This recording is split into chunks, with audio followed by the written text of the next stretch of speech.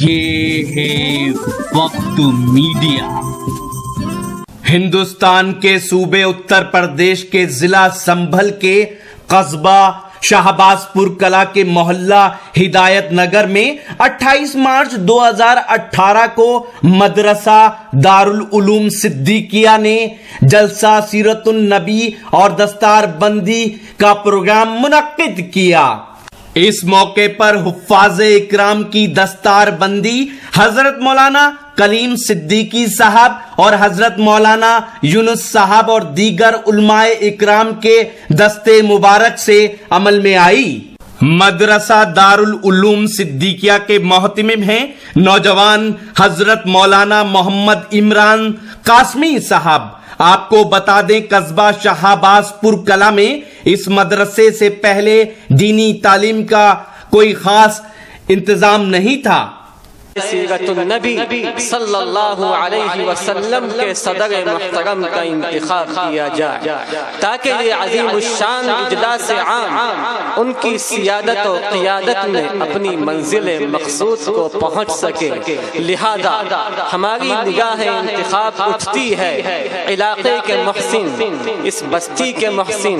اور اس پورے علاقے کے محسن مخدوم گرامی استاذ محترم حضرت اقدس الحاج مولانا محمد یونس صاحب قاسمی مد ظلہ العالی، محتمم مدرسہ اسلامیہ عربیہ مصباح الظفر قصبہ ڈھکا کی جانب ہمیں امید ہے کہ اس حسن انتخاب کی تائید کی جائے گی۔ انتخاب صدارت کے بعد اب آئیے بلا کسی تمہید وقت کی نزاکت اور آپ کے شوق سماعت کو دیکھتے ہوئے ہم گزارش کرتے ہیں آج کے اس اجلاس کے مہمان فن خطابت میں اپنی شناخت بنانے والے، الفاظ سے کھیلنے والے اور لفظوں سے کھیلنے کا ہنر جاننے والے ایک ایسے خطیب سے کہ جس کو علاقہ نہیں بلکہ ہندوستان جانتا ہے، ہم اور آپ جانتے ہیں اس نام کے ساتھ کہ جو جامعہ عربیہ امدادیہ مراد آباد کے محتمم بھی ہیں، شیخ الحدیث بھی ہیں، اور ان کا نام نامی حضرت اقدس مولانا مفتی محمد اسجد صاحب قاسمی ندوی مد ظلہ العالی ہے۔ میں حضرت والا سے انتہائی ادب کے ساتھ گزارش کرتا ہوں کہ جناب والا تشریف لائیں اور اپنے نایاب خطاب سے ہم سامعین کو مستفید فرمائیں۔ اٹھ کے ظلمت ہوئی پیدا افق عالم پر، اٹھ کے ظلمت ہوئی پیدا افق عالم پر، بزم میں شعلہ نوائی سے اجالا کر دے۔ ہم گزارش کریں گے سامنے کھڑے ہوئے اپنے تمام ہی مہمانوں سے، تمام دوستوں سے، تمام احباب سے کہ پنڈال میں تشریف لے آئیں۔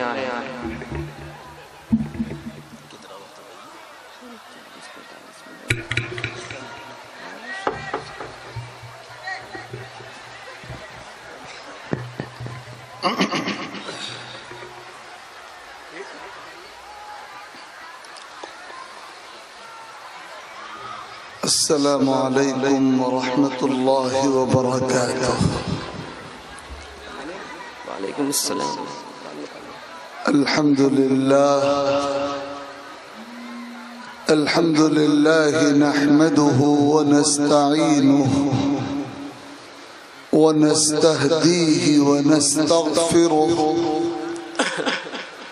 ونؤمن به ونتوکل علیہ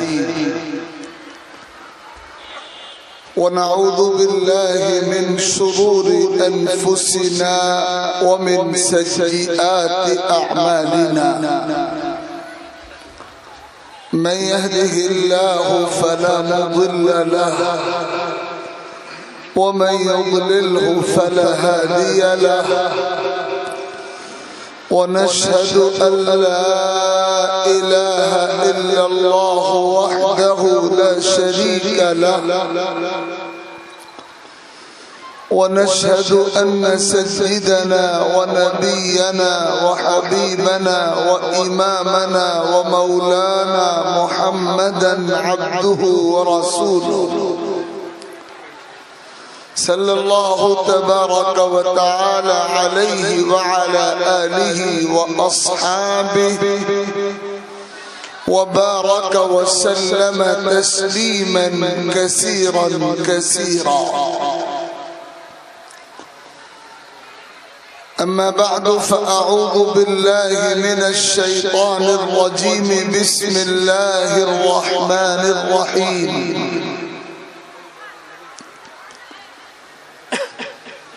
يا أيها الرسل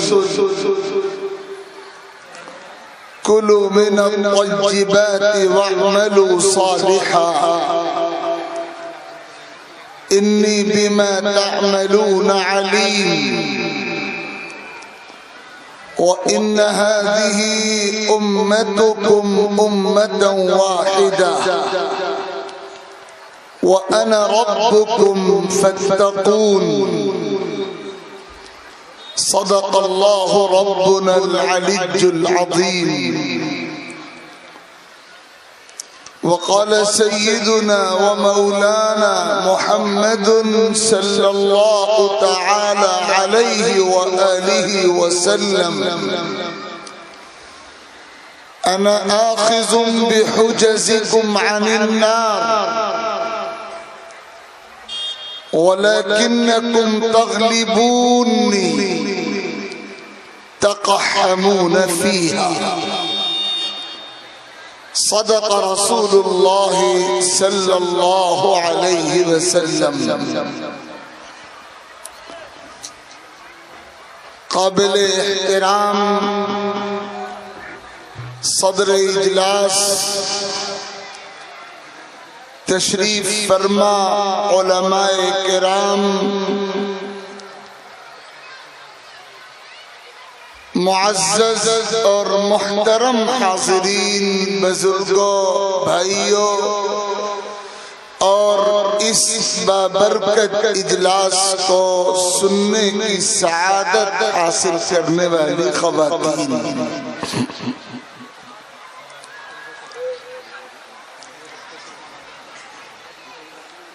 اکابر علماء کے قیمتی بیانات اور خطابات آپ کو سننے ہیں، اور اس سلسلے سے پہلے بہت مختصر سے وقت میں چند گزارشات مجھے آپ کی خدمت میں پیش کرنی ہے۔ اللہ کرے کہ وہ باتیں جو میں اس وقت آپ کی خدمت میں عرض کرنا چاہتا ہوں بحسن خوبی آپ کے دلوں اور دماغوں تک منتقل ہو سکیں، اور پھر کہنے والے کو بھی اور سننے والوں کو بھی عمل کی توفیق عطا ہو۔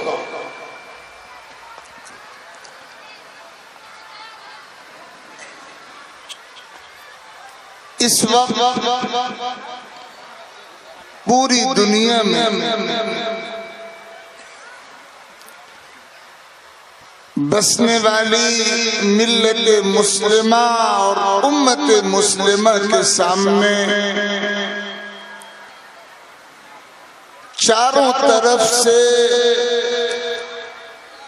فتنوں کا اور آزمائشوں کا خطرناک طوفان ہے، اور جو لوگ دنیا کے حالات پہ اور ملک کے حالات پر نظر رکھتے ہیں وہ اچھی طرح واقف ہیں کہ فتنوں کا بوجھ اور فتنوں کا طوفان پوری ملت کو چاروں طرف سے اپنی لپیٹ میں لیے ہوئے ہیں۔ اندر سے بھی فتنوں کا سیلاب ہے اور باہر سے بھی فتنوں کا سیلاب، اور ان فتنوں کے درمیان ملت اسلامیہ کے افراد سسک بھی رہے ہیں اور کراہ بھی رہے ہیں۔ ان حالات میں جب باہر سے دشمنوں کے فتنے ہمارے وجود کو اور ہمارے ایمان کو اور ہمارے سینے میں موجود یقین اور عقیدہ حق کی دولت کو پورے طور سے کمزور کر دینا چاہتے ہیں اور اندر سے شیطان اور برائیوں کا حکم دینے والے نفس کے فتنوں کی بنیاد پر ہم اپنی عملی زندگی کے حوالے سے اور خاص طور پر اپنے معاملات اور اپنی معاشرت، اپنی سماجی اور خاندانی زندگی اور اپنے اخلاق اور اپنے کردار کے حوالے سے آخری درجے کے بگاڑ تک پہنچ چکے ہیں۔ ان حالات میں جب تک ہم اور آپ اور جب تک ملت مسلمہ کے تمام افراد اپنی اس صورتحال کو مکمل بدلنے کا فیصلہ نہیں کریں گے، اللہ تعالیٰ کی طرف سے حالات ان کے حق میں کبھی بھی سازگار نہیں ہوں گے۔ اللہ تعالیٰ نے اس دنیا کو اسباب کی اور عمل کی دنیا بنایا ہے، اور قرآن مجید میں اللہ تعالیٰ نے اپنے اس قانون کو صاف لفظوں میں واضح کر دیا ہے، ان اللہ لا یغیر ما بقوم حتی یغیروا ما بانفسہم۔ اللہ تعالیٰ کسی قوم کے حالات میں تبدیلی نہیں لاتا جب تک وہ قوم اپنے حالات میں، اپنے اوصاف میں، اپنی سیرتوں میں اور اپنے کردار میں اور اپنے طرز عمل میں تبدیلی لانے کا عزم اور فیصلہ نہیں کرتے۔ جب تک ہم اپنے عمل میں بگاڑ کو، اپنے فکر کے بگاڑ کو، اپنی زندگی کے بگاڑ کو دور کرنے کے لیے اور اپنی کوتاہیوں کا ازالہ کرنے کے لیے اور ہماری زندگیوں میں شریعت کی جو نافرمانیاں ہو رہی ہیں، ان نافرمانیوں سے اپنے آپ کو مکمل طور پر بچانے کے لیے سنجیدہ نہیں ہوں گے، مخلص نہیں ہوں گے، فکر مند نہیں ہوں گے، تیار نہیں ہوں گے، ہمارا حالات کے بدلنے کی امید رکھنا وہ خواب ہے جو کسی بھی حالت میں پورا نہیں ہو سکے گا۔ ہماری ذلت عزتوں میں بدل جائے، ہماری ناکامیاں کامیابیوں میں بدل جائے، ہماری محرومیاں اللہ تعالیٰ کی نصرتوں میں اور نوازشوں میں بدل جائے، ہم دنیا کے نقشے پہ ایک بار پھر باعزت قوم بن کر ابھر اٹھیں اور دنیا کی قیادت اور امامت ہمارے ہاتھوں میں آ جائے اور ہم اپنی عزت کو اور اپنے وقار کو بحال کرنے میں کامیاب ہو جائیں۔ یہ وہ خواب ہے جس کی تعبیر کے لیے ہم کو اپنے اندر کی دنیا کا جائزہ لے کر اپنے کردار کی اصلاح اور اپنے عمل کی تبدیلی کا ٹھوس فیصلہ کرنا پڑے گا۔ اس حوالے سے بہت لمبی گفتگو کی جا سکتی ہے، لیکن چونکہ وقت مختصر ہے اور اکابر علماء کے خطابات آپ کو سننے ہیں، تو بس بہت مختصر سے وقت میں 3 باتوں کی طرف میں آپ کو متوجہ کرنا چاہتا ہوں، اور اس گزارش کے ساتھ کہ دل کے کانوں سے سنیے اور عمل کے جذبے سے سنیے، اور جب آپ اس تاریخی عظیم الشان اجلاس سے فارغ ہو کر اپنے گھروں کو لوٹیں تو تبدیلی کا عزم لے کر، تبدیلی کا فیصلہ کر کے، اور اپنی زندگی کی صورتحال کو تبدیل کرنے کا ارادہ کر کے لوٹیں۔ میں نے قرآن مقدس کی سورۃ المؤمنون کی 2 آیتیں، اس کے چوتھے رکوع کی 2 آیتیں تلاوت کی ہیں، اور ان دونوں آیتوں میں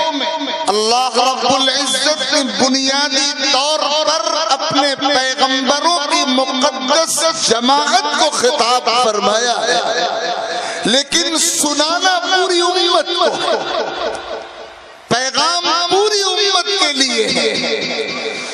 ارشاد ہوتا ہے یا ایھا الرسل کلوا من الطیبات واعملوا صالحا انی بما تعملون علیم۔ اے رسولو، اے پیغمبرو، اے نبیو، تمہاری پہلی اور اولین ذمہ داری ہے کہ تم حلال اور پاکیزہ روزی کا اہتمام کرو۔ تمہاری دوسری ذمہ داری ہے کہ تم عمل صالح کا، نیک عمل کا اہتمام کرو، اور یاد رکھو تمہارا ہر عمل تمہارے رب کی واقفیت میں، تمہارے رب کے علم میں۔ وَإِنَّ هَذِهِ أُمَّتُكُمْ أُمَّةً وَاحِدَةً وَأَنَا رَبُّكُمْ فَاتَّقُونِ۔ یہ امت ایک امت ہے، میں تم سب کا رب ہوں، تم پر لازم ہے کہ تمہارے دلوں میں میرا خوف ہو، تمہاری زندگیوں میں میرا تقوی اور میرا ڈر ہو۔ حلال اور پاک روزی کا اہتمام، یہ ہے اللہ رب العزت کی نصرت اور اللہ رب العزت کے دربار میں قبول کا مقام حاصل کرنے کی اولین بنیاد جو اس آیت مبارکہ میں بتائی گئی۔ اپنے معاملات کو حلال بنیادوں پر قائم کرنا اور حرام اور ناپاک بنیادوں سے اپنے معاملات کو مکمل پاک رکھنا، اور بہت آسان لفظوں میں اس حقیقت کو اپنے دلوں اور دماغوں میں اتاریے کہ اللہ رب العزت نے جس طرح نمازوں کو فرض فرمایا، روزوں کو فرض فرمایا، زکات کی ادائیگی کو فرض فرمایا، بالکل اسی طرح اللہ نے ہر مسلمان مرد اور ہر مسلمان عورت پر شعور کی دنیا میں قدم رکھنے کے بعد سے لے کر زندگی کی آخری سانس تک حلال روزی کا اہتمام اور حرام اور ناپاک آمدنی اور رزق اور دولت سے اجتناب اور بچنے کو بھی فرض فرمایا۔ طلب کسب الحلال فریضۃ بعد الفریضہ، حدیث پاک میں ارشاد فرمایا گیا کہ اللہ تعالیٰ نے جس طرح بہت سی چیزوں کو فرض فرمایا ہے، حلال روزی کے اہتمام کو بھی اللہ تعالیٰ نے فرض فرمایا ہے، اور جو مسلمان اپنی عملی زندگی میں اور اپنے معاملات میں حلال آمدنی کا التزام و اہتمام اور پابندی کرتا ہے، اور حرام اور ناپاک اور مشکوک اور مشتبہ اور شبہ والی آمدنی سے اپنے آپ کو بچانے کی فکر کرتا ہے، اللہ رب العزت اس کے دل کو تقوی کا نور بھی عطا فرماتے ہیں، اس کی دستگیری بھی فرماتے ہیں، اس کا دل بھی پاک کر دیا جاتا ہے، اور اس کو اللہ رب العزت کے دربار کا قرب خاص بھی حاصل ہوتا ہوتا ہے اللہ تعالیٰ اپنی نصرتوں سے ایسے شخص کو نوازتے ہیں، اس کی عبادتوں کو بھی، اس کی دعاؤں کو بھی، اس کے انداز بندگی کو بھی اللہ کے دربار میں قبولیت حاصل ہوتی۔ اور جو مسلمان اپنی عملی زندگی میں اپنے معاملات میں حلال و حرام کے فرق کو ملحوظ نہیں رکھتے، جن کی زندگی میں، جن کی آمدنی میں حلال کے ساتھ حرام ملا ہوا، ناپاک اور پاک دونوں طرح کی دولتیں ملی ہوئی ہیں، دوسروں کا حق دبا رکھا ہے، دوسروں کے ساتھ فراڈ کر رکھا ہے، دوسروں کے حقوق کی ادائیگی میں کوتاہی کا مظاہرہ کرنے والا ہے، ایسے مسلمان کے لیے اللہ رب العزت کے یہاں سخت سزائیں متعین ہیں، اور دنیا میں اس عمل کے جو ہولناک اور خطرناک نتائج پیش آنے والے ہیں ان کا تصور بھی کیا جائے تو لرزہ طاری ہو جائے اور رونگٹے کھڑے ہو جائے۔ بخاری شریف کی روایت میں آتا ہے آقا علیہ الصلوۃ والسلام نے قیامت کی علامتوں کا تذکرہ کرتے ہوئے ارشاد فرمایا، اور بعض روایتوں میں قسم کے الفاظ موجود ہیں، اس ذات کی قسم جس کے قبضے میں محمد کی جان ہے، سیأتی علی الناس زمان لا يبالي المرء بما أخذ منه أمن الحلال أم من الحرام۔ ان قریب وہ دور آئے گا کہ انسان کو حلال و حرام کی تمیز، حلال و حرام کا فرق نہیں ہوگا، اس کی ترجیح یہ ہوگی، اس کا مقصود یہ ہوگا کہ اس کے پاس دولت کے ذخیرے اکٹھے ہو جائیں، اس کے پاس جائیدادیں آ جائیں، اس کا بیلنس بڑھ جائے، اس کے سرمائی میں اضافہ ہو جائے۔ حلال راستوں سے دولت آتی ہے تو آئے، حرام راستوں سے دولت آتی ہے تو آئے، حلال و حرام کا فرق میٹ دیا جائے گا۔ یہ قیامت کی وہ علامت ہے جس کے ظہور کے لیے کسی مخصوص آئندہ آنے والے وقت کا انتظار نہیں کرنا ہے، ہم اپنے سماج میں قیامت کی اس علامت کو اور آقا کی زبان سے نکلنے والی اس پیشین گوئی اس صداقت کو دیکھ سکتے ہیں۔ بہت محتاط اعداد و شمار کا اگر تجزیہ کیا جائے، 90% مسلمان، یہ بہت ہی محتاط فگر ہے جو میں ذکر کر رہا ہوں، 90% مسلمان اپنے معاملات کے حوالے سے حلال و حرام کا فرق مٹا چکے ہیں، حلال و حرام کا فرق مٹایا جا چکا ہے، اور اس کے کتنے نمونے ہیں، اس کی کتنی شکلیں ہیں، اس مختصر سے وقت میں ان کی فہرست بھی آپ کو نہیں سنائی جا سکتی، لیکن میں ایک دو باتیں اس حوالے سے آپ کی خدمت میں عرض کر دوں۔ آپ جائزہ لیجئے، اپنے گریبانوں کو کھول کر ٹٹولیے، اپنے حالات کا جائزہ لیجئے، اپنے محلے اور اپنے گاؤں اور اپنے سماج اور اپنے خاندان کا جائزہ لیجئے۔ ہم میں کتنے لوگ ہیں جنہوں نے اپنے مرحوم والدین کی جائیداد میں اپنی بہنوں کو شرعی حصہ دیا ہو؟ اگر اس کا سروے کیا جائے تو شاید فیگر 90% سے بھی زیادہ آگے پہنچے۔ مسلمانوں کی اکثریت اپنے مرحوم والدین کی جائیداد میں اپنی بہنوں کا حصہ دینے کو تیار نہیں ہے، اور اس طرز عمل کے ذریعے ہم اپنی بہنوں کا حق دبا کر، ہم اپنی بہنوں کا شرعی حق دبا کر اپنی پوری حلال دولت کو حرام کے چند سکوں کے ساتھ مخلوط کر کے ناپاک کر دیتے ہیں، اور پھر آپ اندازہ لگائیے کہ جب آپ نے اپنی بہن کا وہ حق جو آپ کے کندھے پر اور آپ کی گردن پر اور آپ کے اور اپنی دولت کے ساتھ اس کو ملایا تو اپنی پاک دولت میں یہ ناپاک دولت ملا کر اپنی پوری آمدنی آپ نے ناپاک کر لی، اور اب جو کچھ آپ کر رہے ہیں وہ حرام۔ اگر آپ اس جلسے میں تعاون کر رہے ہیں تو بھی حرام ہے،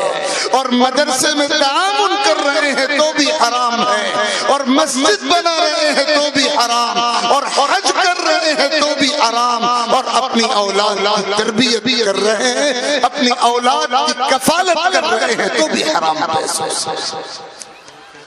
اپنی پاک آمدنی کو آپ نے ناپاک بنایا۔ یہی صورتحال بیویوں کے مہر کے سلسلے میں، نکاح کے خطبے کے وقت جو مہر کا اعلان اور اس سے پہلے اس کا تعین ہوتا ہے اور اس پر رضامندی ہوتی ہے، وہ آپ کے کندھے پر آپ کی بیوی کا حق ہے۔ اگر آپ نے اپنی زندگی میں اس حق کو ادا نہیں کیا اور ادا کیے بغیر آپ دنیا سے رخصت ہو گئے، یا معاف کرانے کا وہ ڈھونگ کر لیا جو سماج میں رائج ہے، جو سماج میں چل رہا ہے، تو آپ نے اپنی بیوی کے اس حق کو دبا کر اپنی پوری پاک آمدنی کو ناپاک کر دیا۔ معاف کرانے کا ڈھونگ دنیا والوں کو مطمئن کر سکتا ہے، اللہ کو نہیں مطمئن کر سکتا۔ اپنی بیوی کو مجبور کر کے اس کو پریشر میں لے کر آپ نے معافی کے بول کہلوا لیے یا معافی نامہ لکھوا لیا، دستخط کرا لیے، دنیا کی عدالتوں میں یا محکموں میں یا پنچایتوں میں آپ اس تحریر کو پیش کر کے مطمئن کر سکتے ہیں، لیکن اللہ کے دربار میں ان بہانوں سے اللہ کو مطمئن نہیں کیا جا سکتا۔ وہاں تو اندر کی سچائیاں صبح کے اجالے کی طرح بے نقاب ہو جائیں۔ یہ دو مثالیں میں نے عرض کی، بے شمار مثالیں ہیں۔ کیسا فراڈ ہے معاملات کے شعبے میں، ایک ایک بالش زمین کے لیے جھگڑے ہیں، جائیدادوں کے لیے جھگڑے ہیں، پشتہا پشت سے جھگڑے ہیں، اور کورٹوں میں اور کچہریوں میں مقدمات ہیں، اور ایک پشت ختم ہوتی ہے اور دوسری پشت کو یہی جھگڑے وراثت میں مل رہے ہیں۔ ایک ایک بالش زمین کے لیے یہ ہو رہا ہے۔ بخاری شریف میں آتا ہے، ام المؤمنین حضرت عائشہ صدیقہ رضی اللہ تعالی عنہا کے سامنے کچھ مسلمانوں کا ایک زمین کا یا ایک کنویں کا جھگڑا سامنے آیا، تو انہوں نے ارشاد فرمایا تھا زمین و جائیداد کے جھگڑے نمٹا لو، دوسرے کا حق مت مارو۔ اور پھر انہوں نے آقا علیہ الصلوۃ والسلام کی یہ حدیث سنائی تھی، من ظلم قید شبر من الارض طوقہ من سبع ارضین، کہ جو کسی مسلمان کی ایک بالش برابر زمین بھی دبا لیتا ہے، اللہ تعالیٰ کی طرف سے یہ سزا اس کا نصیب بنا دی جائے گی کہ 7 زمینوں کا طوق اس کو پہنایا جائے گا، اور دیگر روایتوں میں ہے کہ 7 زمینوں تک اسے دسایا جائے گا۔ اپنے مالی معاملات حلال کی بنیادوں پر کھڑے کرنے پڑیں گے، حرام اور مشکوک سے توبہ کرنی پڑے گی، اس کے بغیر نہ اللہ تعالیٰ کی رحمت متوجہ ہوگی نہ اللہ تعالیٰ کی نصرت اترے گی۔ احادیث مبارکہ اس حوالے سے بہت ہے ذخیرے میں، اور صحابہ کرام کے اقوال میں بے شمار اقوال موجود ہیں۔ اگر ان کو پڑھا جائے، اگر ان کا جائزہ لیا جائے، تو یہ محسوس ہوتا ہے کہ جس سماج میں اور جس معاشرے میں لوگ حلال اور حرام کا فرق مٹا دیتے ہیں اور حرام کی طرف چل پڑتے ہیں اور ناجائز اور مشکوک آمدنی سے بچنا ضروری نہیں سمجھتے، اس سماج پر اللہ تعالیٰ کا عذاب دنیا میں آتا ہے۔ وہ سماج دنیا میں نقد اللہ تعالیٰ کے عذاب کا سامنا کرنا ضرور کرتا، اور اللہ تعالیٰ کا عذاب مختلف شکلوں میں آیا کرتا ہے۔ احادیث مبارکہ میں جن 3 صورتوں کا ذکر ہے ان میں پہلی چیز یہ ہے کہ حرام کی لعنت میں مبتلا افراد کے لیے اللہ تعالیٰ کی طرف سے پہلا عذاب یہ ہوتا ہے کہ ایسے لوگوں کی کوئی عبادت اللہ کے دربار میں قبول نہیں، کوئی عبادت اللہ کے دربار میں قبول نہیں ہوتی۔ آپ 70 سال کی عمر تک لوگ نمازیں پڑھتے رہیں، روزے رکھتے رہیں، تلاوتیں کرتے رہیں، اذکار کا اہتمام و التزام کرتے رہیں، حج و عمرے کی سعادت اور عبادت سے سرفراز کریں اپنے آپ کو، لیکن اگر انہوں نے اپنے مالی معاملات صاف نہیں رکھے ہیں، اگر ان کے ذمے میں دوسروں کا مالی حق ہے، تو یہ تمام کی تمام عبادتیں اللہ کے دربار میں مکھی اور مچھر کے پر کے برابر قیمت نہیں، لا نقیم لهم یوم القیامت وزنا، اس کا کوئی وزن نہیں ہے اللہ کے دربار میں۔ احادیث مبارکہ میں نماز کے تعلق سے صراحت ہے، اور حج کے تعلق سے صراحت ہے، اور عمرے کے تعلق سے وضاحت موجود ہے کہ جو بندہ حلال و حرام کا فرق ملحوظ نہیں رکھتا اور حج کے سفر پہ جاتا ہے تو جب وہ لبیک پڑھتا ہے تو فرشتے کی طرف سے یہ اعلان من جانب اللہ ہوتا ہے کہ تمہاری لبیک اللہ کے دربار میں قبول نہیں، عبادتیں قبول نہیں ہوتی۔ اور دوسری سزا یہ ہے کہ حرام کے ساتھ کوئی دعا اللہ کے دربار میں قبول نہیں ہوتی۔ آج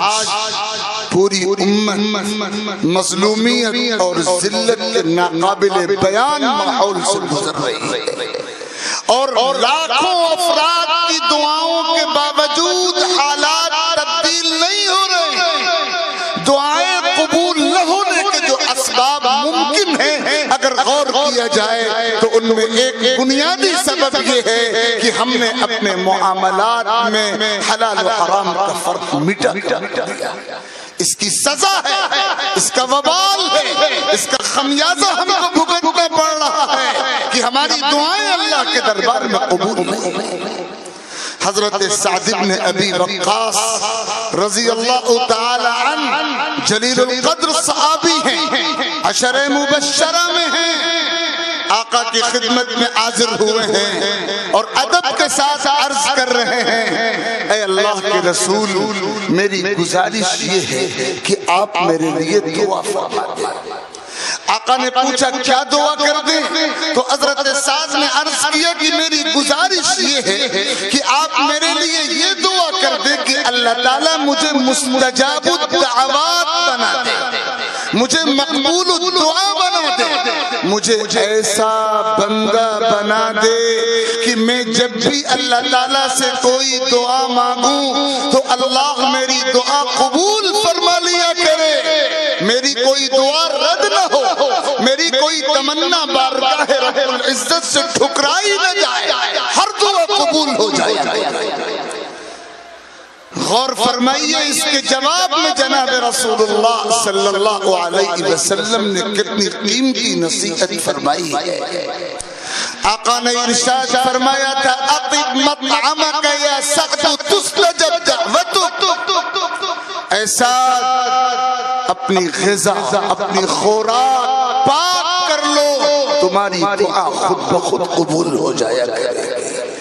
اگر آمدنی حلال ہے، اگر خوراک حلال ہے، اگر غذا حلال ہے، اور اگر حرام لقمے سے آخری حد تک تم بچتے رہو گے اور حرام قطرے سے اپنے آپ کو بچاتے رہو گے اور کوشش کرو گے تمہارے حلق سے نیچے کوئی حرام لقمہ نہ اترے، کوئی حرام قطرہ کسی چیز کا نہ اترے، تو پھر اس کا نتیجہ یہ ہوگا کہ تمہاری دعائیں اللہ تعالیٰ کے دربار میں خود بخود قبول ہو جائے۔ تو یہ دوسری بات ہے کہ جو لوگ اپنی عملی زندگی میں حلال اور حرام کا فرق ملحوظ نہیں رکھتے ہیں، ان کو اللہ تعالیٰ کی طرف سے یہ سزا نقد دنیا میں دی جاتی ہے کہ ان کی دعائیں ٹھکرا دی جاتی ہیں، ان کی دعائیں بے اثر ہو جاتی ہیں، ان کی دعائیں قبولیت سے محروم ہو جاتی ہیں۔ اور تیسری سزا خاص طور پر حضرت حسن بصری رحمہ اللہ نے اس کا ذکر فرمایا ہے کہ تیسری سزا یہ ملتی ہے ان لوگوں کو جو حلال و حرام کا فرق مٹا دیتے ہیں، فرق ملحوظ نہیں رکھتے، ان کو تیسری سزا یہ ملتی ہے کہ ان کے دلوں سے محبت اور اجتماعیت کی روح ختم کر دی جاتی ہے۔ ایسے سماج میں بسنے والے افراد آپس میں محبت و اجتماعیت کی برکت سے محروم کر دیے جاتے ہیں، اور محبتوں کی جگہ دلوں میں نفرتیں بسیرا بنا لیتی ہیں، عداوتیں جڑ پکڑ لیتی ہیں، تعلقات کی خوشگواریاں تعلقات کی ناسازگاریوں میں بدل جاتی ہیں، کینے، بغض، حسد، عداوت اور جلن اور کپٹ اور کھوٹ کے جذبات پیدا ہوتے ہیں، اور محبت و اتحاد کی برکت ختم ہو جاتی ہے۔ یہ تین سزائیں ہیں جو حلال و حرام کا فرق ملحوظ نہ رکھنے کی پاداش میں امت پر مسلط کی جاتی ہے۔ لہذا جب تک ہم میں سے ہر شخص اپنے معاملات کے حوالے سے اپنی عملی زندگی میں یہ طے نہیں کرے گا کہ ہم کو حرام سے آخری حد تک بچنا ہے، دوسروں کے جو حقوق ہمارے ذمے ہیں وہ حقوق ادا کرنے ہیں، یکمشت ادا کیے جا سکتے ہوں تو یکمشت ادا کرنے ہیں، یکمشت ادا نہیں کیے جا سکتے تو قسطوں میں ادا کرنے ہیں، اور اپنی آمدنی کو 100% حلال رکھنا ہے، پاکیزہ رکھنا ہے۔ جب تک ہم یہ طے نہیں کریں گے اللہ رب العزت کی بارگاہ میں نہ ہم کو قرب کا مقام حاصل ہوگا، نہ محبت و اجتماعیت کی برکت ہم کو حاصل ہوگی، نہ عبادتوں کی قبولیت کا شرف ہمارا مقدر ہوگا، اور نہ ہماری دعائیں اللہ کے دربار میں با اثر اور مقبول ہوں۔ یہ پہلی بات تھی جو میں آپ کی خدمت میں اس بافیض دینی ادارے دارالعلوم صدیقیہ کے اس اجلاس میں خاص طور پر دستار بندی اور سیرت کے اس اجلاس میں اولین فرض کے طور پر آپ کی خدمت میں ذکر کرنا چاہتا تھا۔ اللہ کرے کہ اس سلسلے میں ہم میں بیداری پیدا ہو، اور جو غفلتیں پیدا ہو گئی ہیں جان بوجھ کر یا انجانے میں ان غفلتوں سے ہم اپنے آپ کو الگ کرنے والے، دور کرنے والے بنے۔ دوسری بات جو مجھے عرض کرنی ہے خاص طور پر، اس کا تعلق ہمارے خاندانی نظام سے، ہمارے معاشرتی نظام سے، ہمارے سماجی نظام سے ہے۔ بہت مختصر سے لفظوں میں آپ یہ بات یاد رکھیے گا کہ جناب رسول اللہ صلی اللہ تعالی علیہ وآلہ وسلم نے جو خاندانی نظام، جو معاشرتی سسٹم، جو سماجی اصول پوری امت کو دیے، اور جن اصولوں پر آقا نے 23 سال تک محنت کر کے ایک نمونے کا سماج صحابہ کا اور صحابیات کا تیار کر دیا، جو قیامت تک آنے والے تمام مسلمانوں کے لیے سب سے روشن نمونہ اور رہنما رہے گا۔ وہ اصول 4 ہیں۔ حضور پاک صلی اللہ علیہ وسلم نے معاشرتی نظام کو 4 بنیادوں پر کھڑا کیا تھا۔ آپ جائزہ لیجئے کہ ایک ایک کر کے ہم نے اپنے معاشرتی سسٹم میں ان 4 بنیادوں کو اٹھا کر رکھ دیا۔ سب سے پہلی بنیاد حضور پاک صلی اللہ علیہ وسلم کے عطا کیے ہوئے معاشرتی اور خاندانی اور سماجی نظام کی حیا۔ دوسری بنیاد شرعی پردہ ہے، تیسری بنیاد حقوق کی ادائیگی ہے، اور چوتھی بنیاد ہمدردی اور غمگساری ہے۔ آپ اپنے دل پر ہاتھ رکھ کر بتائیے کیا یہ سچائی نہیں ہے کہ آج حیا پر بے حیائی نے غلبہ پا لیا ہے؟ آج شرعی پردے کے نظام پر بے پردگی کی لعنت نے قبضہ پا لیا ہے، اور آج حقوق کی ادائیگی کا جذبہ ختم ہو چکا ہے، اور سماجی اور خاندانی اور گھریلو زندگی میں تمام تر بے سکونیاں اور تمام تر بے چینیاں اور تمام تر ناچاقیاں اور تمام تر ناخوشگواریاں اور تمام تر جھگڑے اور تنازعے اسی کی نحوست ہے۔ حقوق کی ادائیگی کا جذبہ ختم ہو گیا، ہر آدمی حقوق حاصل کرنے کی فکر میں ہے، حقوق ادا کرنے کا جذبہ اس کے اندر سے رخصت ہو گیا، ہمدردی اور غمگساری ختم ہو گئی، اور خود غرضی اور مفاد پرستی کے جراثیم ہمارے پورے وجود سے چمٹ کر رہ گئے۔ یہ چار بنیادیں تھی حضور پاک صلی اللہ علیہ وسلم کے برپا کیے ہوئے معاشرتی نظام کی، اور یہ چاروں بنیادیں ہم نے ڈھا دی۔ ہمارے سماج میں حیا پر بے حیائی نے قابو پا لیا، اور شرعی پردے پر بے پردگی نے قابو پا لیا، اور حقوق کی ادائیگی کے جذبات ختم ہو گئے، اور ہمدردی پر خود غرضی اور مفاد پرستی نے قابو پا لیا۔ جب تک آپ یہ طے نہیں کریں گے کہ ہمیں اپنی سماجی زندگی کی عمارت انہی چاروں بنیادوں پر قائم کرنی ہے جو چاروں بنیادیں حضور پاک صلی اللہ علیہ وسلم نے عطا فرمائی تھی، جب تک ہماری سماجی اور خاندانی اور معاشرتی زندگی میں حیا نہیں آئے گی، اور جب تک ہم میں سے ہر شخص شرعی پردے کے اہتمام کا مزاج نہیں بنائے گا، اور جب تک حقوق کی ادائیگی کے لیے صحیح معنوں میں ہم بیدار نہیں ہوں گے، فکر مند نہیں ہوں گے، حساس نہیں ہوں گے، سنجیدہ نہیں ہوں گے، اور جب تک ہم ہمدردی اور غمگساری کے اصول کو پورے طور پر اختیار کرنے والے نہیں بنیں گے، ہمارا معاشرتی ڈھانچہ درست نہیں ہو سکے گا، زندگی کا سکون ہمیں حاصل نہیں ہو سکے گا، اور قرآن کی زبان میں حیات مطمئنہ اطمینان والی زندگی ہمیں حاصل نہیں ہو سکتی۔ تو دوسرا کام یہ کرنا ہے کہ وہی بنیادیں اپنی سماجی زندگی میں لانی ہیں جو بنیادیں آقا علیہ الصلوۃ والسلام نے بتائی ہیں اور برت دکھائی ہیں۔ اور تیسری اور آخری بات، ابھی جو وقت مجھے دیا گیا تھا اس میں 8 منٹ باقی ہیں، تو وہ میں آخری 8 منٹوں میں وہ بات کہہ دوں۔ میرا مزاج وقت سے پہلے بات پوری کرنے کا ہے، وقت سے تاخیر کرنے کا مزاج نہیں۔ تیسری بات جو میں عرض کرنا چاہتا ہوں خاص طور پر اس بافیض دینی اور قرآنی درسگاہ کے حوالے سے اور اس اجلاس کے حوالے سے جو اس مدرسے کے اس دینی درسگاہ کے زیر سایہ ہے، اس وقت سب سے زیادہ خطرہ ہماری نسلوں کے ایمان کو ہے، سب سے زیادہ خطرہ ہماری آنے والی نونہال نسل اور ہمارے نوجوانوں کے ایمان کو ہے۔ اور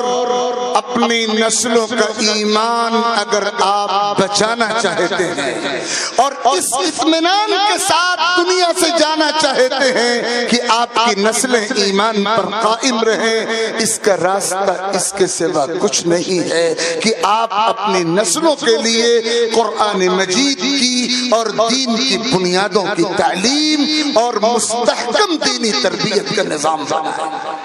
مدارس کا نظام، مکاتب کا نظام، قرآنی تعلیم گاہوں کا نظام، قرآنی درسگاہوں کا نظام اسی لیے قائم کیا گیا تھا، ہمارے اکابر کی طرف سے اللہ تعالیٰ ان کی قبروں پر رحمت کے انوار برساتا رہے، اسی لیے قائم کیا گیا تھا کہ امت کی آنے والی نسل کا ایمان سلامت رہے، ان کا عقیدہ سلامت رہے، وہ کفر کے طوفانوں کا مقابلہ کر سکیں، وہ شرک کے جھکڑوں کا مقابلہ کر سکیں، وہ بدعقیدگی کے سیلاب کے آگے بند لگا سکیں، وہ مرعوبیت کا شکار نہ ہو، وہ اپنے ایمان و یقین کے حوالے سے تذبذب میں مبتلا نہ ہو، ان کی بنیادی دینی تعلیم و تربیت ایسی کی جائے کہ پھر اس کے بعد وہ دنیا میں تعلیم کے اعتبار سے اور عہدہ و منصب کے اعتبار سے کسی بھی مقام پر پہنچ جائیں، یہ بنیادی قرآنی تعلیم، یہ بنیادی دینی تربیت ان کے لیے زندگی کے تمام طوفانوں میں مضبوط سہارا ثابت ہو، وہ اپنے ایمان کی حفاظت کر سکیں۔ آج صورتحال یہ ہے کہ پوری دنیا کا باطل اس کوشش میں لگا ہوا ہے کہ مسلمانوں کی نوجوان اور نونہال نسلوں کے دلوں سے، دماغوں سے، ذہنوں سے ایمان کی بنیادوں کو، یقین کی بنیادوں کو، عقیدہ برحق کی بنیادوں کو کھرچ دیا جائے۔ اور یہ موقع ہے ہمارے امتحان کا، ہمارے ایمان کا امتحان ہے، ہمارے شعور کا امتحان ہے، ہماری بیداری کا امتحان ہے، ہماری حساسیت کا امتحان ہے۔ ہم ایمان کی دولت کی حفاظت کے لیے کتنے الرٹ ہیں اور کتنے چوکنا ہیں، اس کا امتحان ہے۔ اس امتحان میں اگر ایک لمحہ بھی ہم غافل ہوئے تو بسا اوقات ایک لمحے کی غفلت ایسی ندامت میں مبتلا کرتی ہے کہ صدیوں تک بھی اس کی تلافی نہیں ہو سکتی۔ وہ قوم وہ وقت بھی دیکھا ہے، تاریخ کی آنکھوں نے، لمحوں نے خطا کی تھی، صدیوں نے سزا پائی۔ ایک لمحے کی غفلت بھی آپ کو بہت پیچھے کر دے گی۔ دنیا کی معمولی دولت کی حفاظت کے لیے آپ جتنے چوکنا ہیں، اگر اتنا ہی کم از کم آپ اپنے ایمان کی حفاظت کے لیے اور اپنی نسلوں کے ایمان کی حفاظت کے لیے فکر مند ہو جائیں تو اللہ رب العزت ایمان و یقین کی حفاظت کے فیصلے فرمائے گا۔ تو مدارس کے اس نظام کو غنیمت سمجھیے، مدارس کے اس نظام کو اللہ تعالیٰ کی رحمت سمجھیے، اور اپنے لیے، اپنے گھر والوں کے لیے، اپنی اولاد کے لیے، اپنی نسلوں کے لیے فیصلہ کیجئے، عہد کیجئے، عزم کیجئے، قسم کھائیے اور انتظام کیجئے اس بات کا کہ ان کی بنیادی دینی تعلیم، قرآن مجید کی تعلیم اور دینی تربیت کا ہم مستحکم انتظام کریں گے، اور اس کے بغیر ہم زندگی گزارنے کے لیے تیار نہیں ہوں گے جب تک کہ ہم اپنی نسلوں کے ایمان اور یقین کی حفاظت کے لیے یہ انتظام نہیں کر لیں گے۔ یہ تین گزارشات میں نے بر وقت مناسب سمجھی آپ کی خدمت میں پیش کر دی۔ ایک تو یہ ہے کہ اپنے معاملات کو حرام سے بچائیے، دوسرے اپنی معاشرت کو اسلامی بنیادوں پر کھڑا کیجئے، اور تیسرے اپنے اور اپنی نسلوں کے ایمان کی حفاظت کی فکر کیجئے، اور اپنی اولاد کے لیے بنیادی دینی قرآنی تعلیم و تربیت کا مستحکم انتظام اور فیصلہ کیجئے۔ اللہ رب العزت اس اجلاس کے منتظمین کو اور تمام معاونین کی محنتوں کو قبول فرمائے، اور کہنے والے کو بھی عمل کی توفیق عطا ہو اور سننے والوں کو بھی عمل کی توفیق عطا ہو۔ وآخر دعوانا ان الحمدللہ رب العالمین۔ حاضرین جلسہ، ہم انتہائی ممنون ہیں جناب مولانا محمد اسجد صاحب قاسمی ندوی زیدہ مجدہم کے کہ جناب والا نے انتہائی البیلے اور بڑے اچھے انداز میں ایک قیمتی پیغام آپ کی پاکیزہ سماعتوں کے حوالے کیا ہے۔ اب آپ کا کام یہ بنتا ہے کہ آپ اس پیغام کو اپنی اپنی گلیوں اور کوچوں تک پہنچائیں۔ میرے ہمدم ہمیں یہ کام صبح و شام کرنا ہے، میرے ہمدم ہمیں یہ کام صبح و شام کرنا ہے، گلی کوچوں میں فرمانے نبی کو عام کرنا ہے۔ مصائب لاکھ آئیں پر نہ گھبرانا کبھی داعی،